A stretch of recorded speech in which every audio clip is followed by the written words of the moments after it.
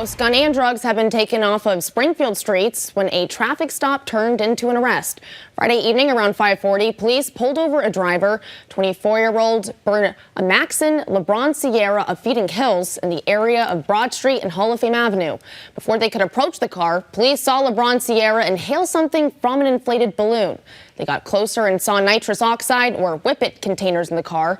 They also found a loaded ghost gun and crack cocaine. LeBron Sierra now faces drug and gun charges in addition to an OUI.